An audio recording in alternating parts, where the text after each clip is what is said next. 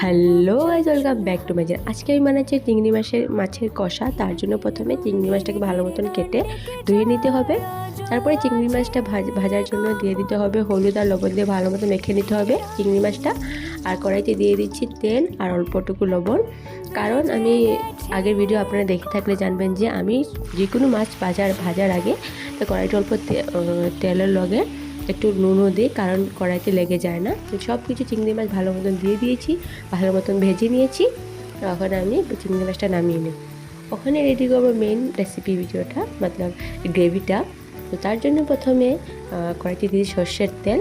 তো আপনারা যেটা অন্য তেল দিতে পারেন, কিন্তু চেষ্টা করবে সর্ষের তেল দিয়ে রান্না করা, খেতে ভালো লাগে। দিয়ে দিচ্ছি শুকনো লঙ্কা, তেজপাতা আর কুচনো পেঁয়াজ দিয়ে দিচ্ছি। এটাকে ভালো মতন ভেজে নেব। আর গ্রাইন্ডারে একটা মশলা রেডি করে নেব, যেরকম আদা, রসুন, পেঁয়াজ, কাঁচা লঙ্কা, টমেটো ভালো মতো গ্রাইন্ড করে নিয়েছি। দিয়ে দিচ্ছি হচ্ছে ভাজা হয়ে গেলে, শুকনো লঙ্কা পেঁয়াজ ভাজা হয়ে গেলে দিয়ে দিচ্ছি গ্রাইন্ড করা মশলাটা। তারপরে দিয়ে দিচ্ছি হচ্ছে শুকনো মশলা, যেরকম হলুদ গুঁড়ো, জিরে গুঁড়ো, ধনে গুঁড়ো, স্বাদ মতো লবণ আর গরম মশলা গুঁড়োটা দিয়ে দিচ্ছি।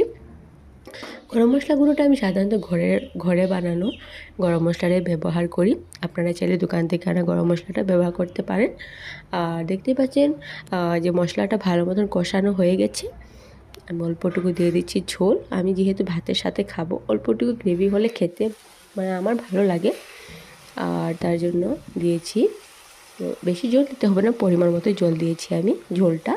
তো দেখতেই পাচ্ছেন আমি ঝোল দিয়ে দিয়েছি। আর এখানে গরম মশলাটা আমি ঘরে বানাই, তো এটা দেখিয়ে দিচ্ছি আপনাদেরকে। গরম মশলার রেসিপিটা লাগলে আমাকে কমেন্ট করবেন, আমি দিয়ে দেবো রেসিপি।